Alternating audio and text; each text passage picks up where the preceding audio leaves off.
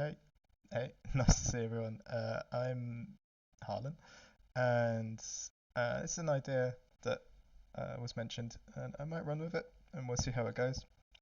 I'm not very good at doing videos or being on the camera, unless it's in a podcast, it would seem. So let's see how it goes. But I get quite a lot of questions about how best to play Blue Steel.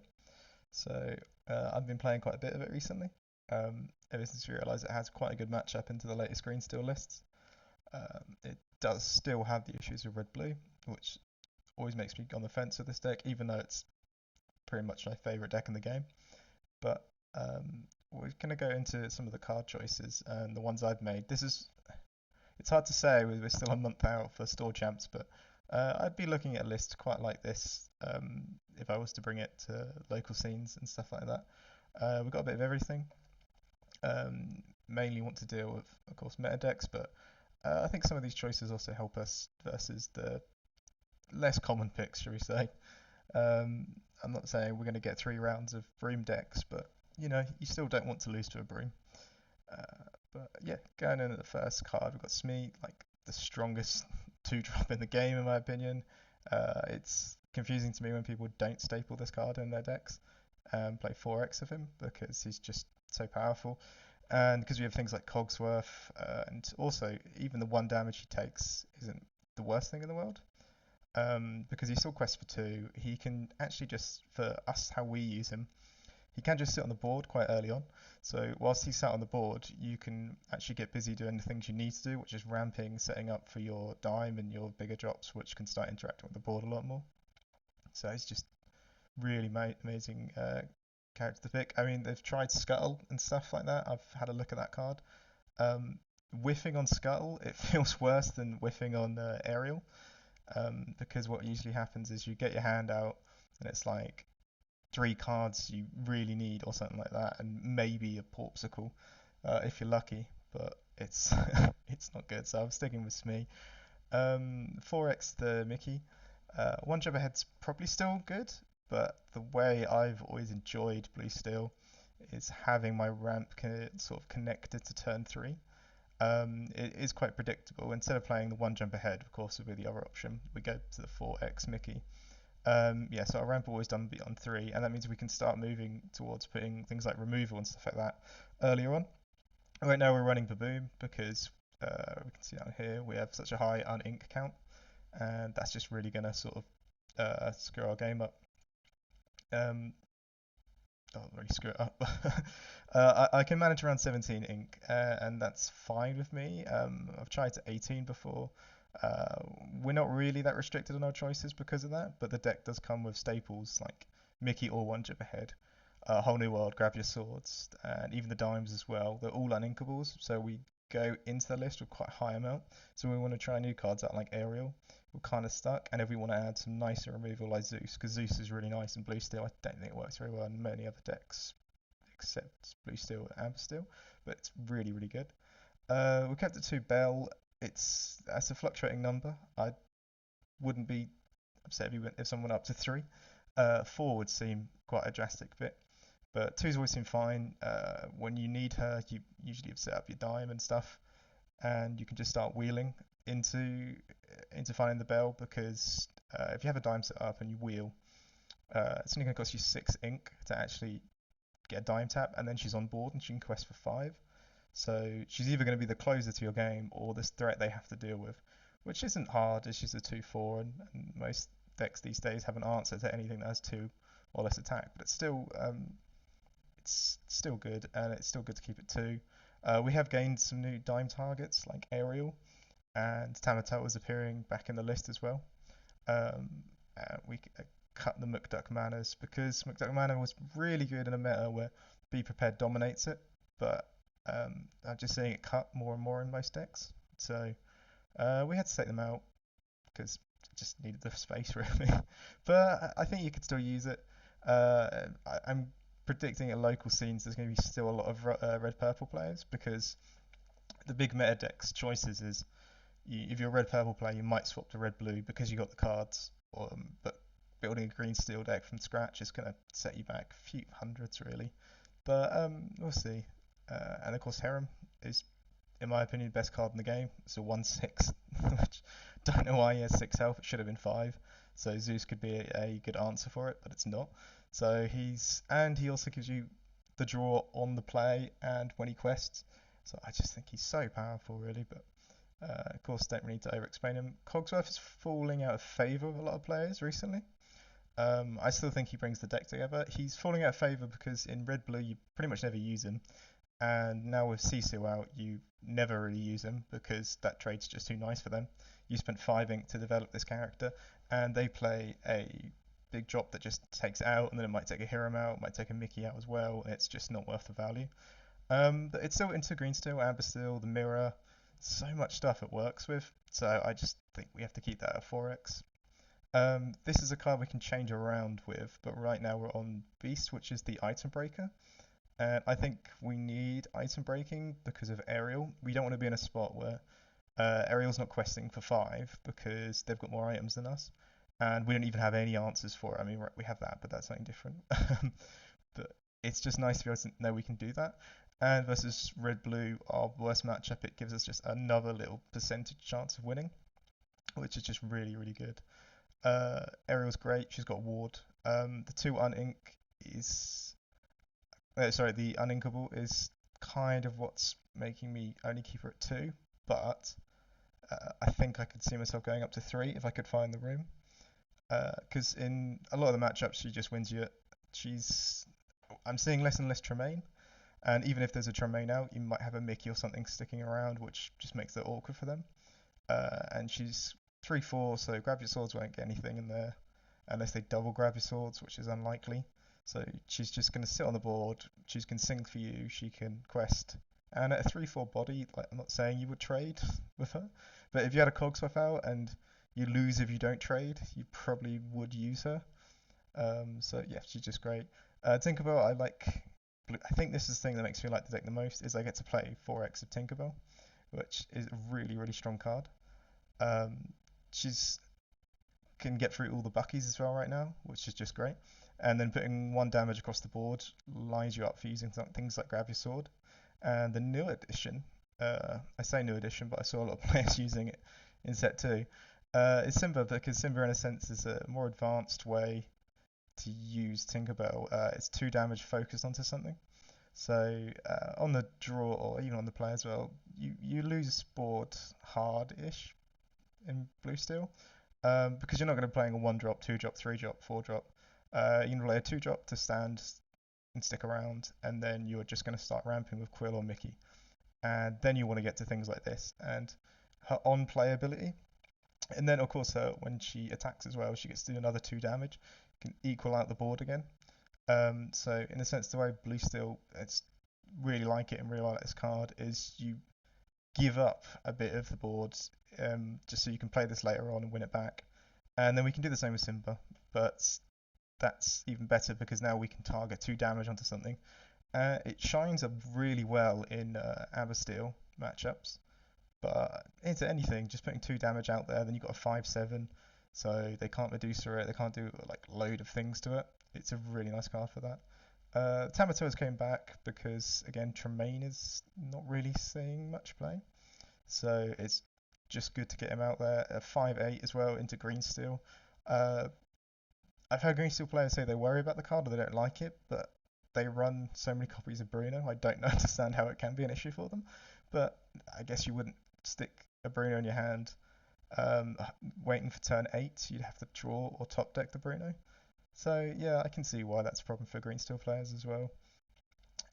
Tree Boom, because right now in set 4, for some reason, they printed a card like Diablo, which is, if you don't deal with it really early on, you pretty much lose. So we have 3 of them. It could probably go to 4, um, but it's just about making the room. But 3 seems to do fine for me. And sometimes, like I say, you can lose board and then gain it back. And then if they're really insanely ahead on cards, find a way to clear it and then a whole new world. But that's a really unique niche position to be in. 2 Rise of Titans. This is mainly my reaction to what I think people at local store champs would want to play. So I think a lot of them will want to stick with red purple. So there's going to be the Flynn into the castle. So just having two there. Also, like I say, it is a local scene. You just never know what to expect. Uh, People could still be on McDuck Manors. People could still be doing something really insane that you've never thought about.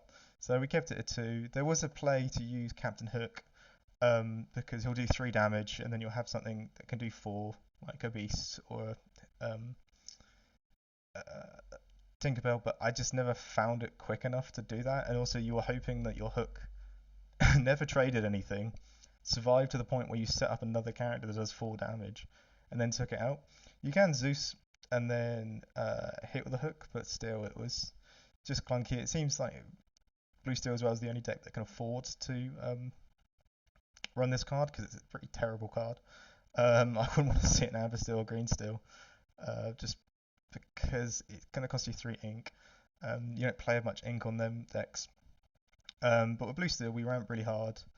Uh, we can still use this. It's you have little leash moments as well where it's like, oh, I need them to have one less item, so I'll just Rise of Titans it, or to slow down their dime or whatever in the red blue or red or blue steel. So it's a nice-ish card. I wouldn't say I love it though. It just does the job. Two Zeus because that kind of goes back into my whole game plan of we lose the board or we lose being ahead. So we get to a point where we set up something like a Cogsworth or a Tinkerbell, and we sing Zeus to kill their tragic beast, and then we are miles ahead, and we still have the ink to play on that turn. So it's good to keep it. I've got it at two. I have gone down to one, and sometimes I've actually even removed it. But I'd say in set three I removed it because I was playing more just hyper ramp, dime, try and rush them. Don't really bother about them. The only removal I had was these two really. So I kept it, yeah, keeping it at two. Three feels way too much for me, because yeah, it's just going to be a tragic beast, and it's three would be way too many uninkables. Let It Go is people have different purposes for the card. It seems. Originally, I remember, I remember, I remember it was added in because Cinderella Stoutheart would just break your list because they could sing a song, then attack your Cogsworth and kill you. But I don't think it's really there for that anymore. It's for things like Tamatoa and 5/8s and stuff. We can trade around the early mid-range characters, but once you get to these big guys, we don't really have a lot of answers, and you wouldn't want to soak a Zeus and a Baboom and then, just feel awkward, wouldn't it? So I've kept it at one. I did have it at two at some point, but yeah, again, I just need to find the room. And when I need to find a room in a deck, it's usually what card have I been inking quite frequently, and it was Let It Go because it's just quite situational as well. I'm still on Whole New World. I've seen some decks that have cut it and trying other things. I really want to believe in them. I want to believe in Grandma Tala and the Grandma Tala, how far I've gone builds, but I'm not confident enough to say I'd swap over to them. I'm recording this before Chicago, so maybe we'll see that happen, and maybe I get to cut Whole New World because Whole New World's a funny card. When you have one, you don't want it in your opening hand. It's uninkable and it won't do anything for a while. You don't want it for numerous matchups, except for niche moments and matchups like into red, blue, and blue and green steel, because you just don't want them to fill their hand up again. Um, if you draw two, it makes one of them uh, hypothetically useless because you can't whole new world, you whole new world and you discard your hand. So yeah, the only thing you can do is quill it away, but I don't say that adds value because you can quill any card. So the argument is a bit strange. So it is, yeah, it, it's a card I'd like to see go, and I think into set four we should be getting enough draw mechanics to do that. But I'm just not really comfortable enough dropping it. It's still into certain matchups. You just need to set up everything like your dime, and then just sing Whole New World, keep looking for Bell or Tamatoa or Ariel, and just dime tap for the win. 3x Grabby Swords, and that's another reason I love Blue Steel. It's like the only deck that can still play quite a high amount of Grabby Swords, because we need it. Grabby Swords for Tinkerbell is amazing as well. The quite common play in set 3 was set up your Cogsworth, sing, and play, because versus red purple you would just wipe everything, and then you could continue doing what you wanted to do. But it's still really, really good, and especially as we've got these green steel players that are just playing wide with these smaller characters that they want to shift on as well. So it's yeah, it's still quite a useful card. Uh, we go into the second port. I don't even know what it's called. What is it actually called? Fortisphere. don't, don't even know if that's from a movie. Um, that's great. I think that's what's brought me back to the list as well. Is one card that lets you draw one, a card that lets you draw one card for one ink has really brought me back to it because your options versus red blue were kind of hope you get Porpsicle and Hiram and hope they don't get it, and then hope you outdraw them. But now we've got more Porpsicles, we kind of draw more and we can get more chances of getting Hiram because we're just cycling a lot quicker. So it's been really good. The actual on play ability of it when you discard it, it's it's another niche one. But if you've got something like this exerted and you wanted to keep a bell safe, so you could tap it onto the Tamatoa and keep the bell safe. That's like as I say, a little niche thing that might happen, but rarely you will. And on turn one, if I was given the choice between a Porpsicle or a Fortisphere, I would probably want a Porpsicle just for Smee protection or anything. But it really doesn't matter. They just draw one cards that you can use with Harem. Keep it Quill at 4x, yeah, because I say it's blue steel in your hand.